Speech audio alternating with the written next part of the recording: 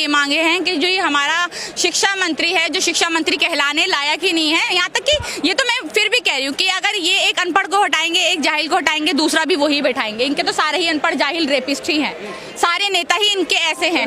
इतने साल मोदी जी पढ़े हुए, आप जाहिल अनपढ़ बता रहे हैं पार्टी को। कहाँ है उनकी डिग्री भाई, कहाँ है उनकी डिग्री? हाँ, वो फेक डिग्री है, वो जो दिखा दिखा के, जो ऑक्सफोर्ड यूनिवर्सिटी के इंसान को पप्पू कहते हैं और एक खुद जो टेलीप्रॉम्प्टर के बिना बात नहीं कर सकते, वो पढ़े लिखे हैं, जिनको बात जब भी किसी नेता से बात करते हैं तो हंसी में टाल देते हैं, उनको एक इंग्लिश का वर्ड तक बोलना नहीं आता है।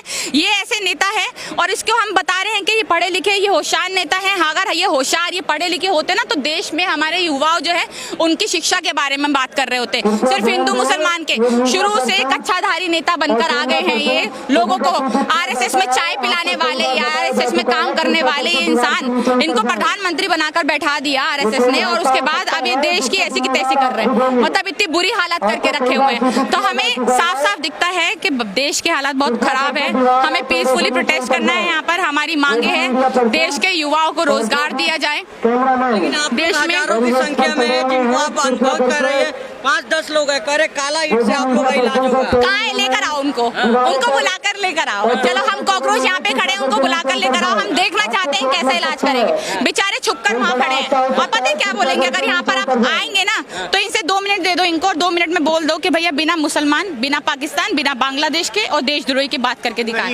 इनकी हर दूसरी बात में मुसलमान नाम होगा, पाकिस्तानी नाम होगा, बांग्लादेश होगा, क्योंकि इनका जो है ना ये शुरू भी वहीं होते हैं और ये खत्म भी वहीं हो जाते हैं। ये शुरू भी वहीं होते हैं और ये खत्म भी वहीं हो जाते हैं। तो हमें कोई इनसे बात करने में ना इंटरेस्ट है और हम बहुत पढ़े लिखे, बहुत होशियार लोग हैं। इन जाहिलों के मुंह लगना हमारा कोई काम नहीं है। इस पर इतने नीचे गिरा के क्या भारत विश्वगुरु बन सकता है? वही तो मैं सोच रही हूँ। शिक्षा का स्तर नहीं, आप ये देखिए ना हमारे भारत में महंगाई कितनी हो गई है।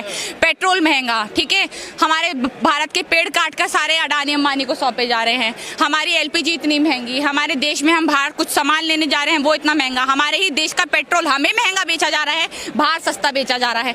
तो ये सब चीजें जो हम देख रहे हैं, इतने ज्यादा खराब हालात हो रहे हैं और फिर हम कह रहे हैं कि विश्वगुरु हमारा देश विश्व। अरे भैया नहीं चाहिए हमें विश्वगुरु, हमें नहीं बनना विश्वगुरु। हमारी जो देश की इकोनॉमी है, जीडीपी है, उसको बचा कर रखो।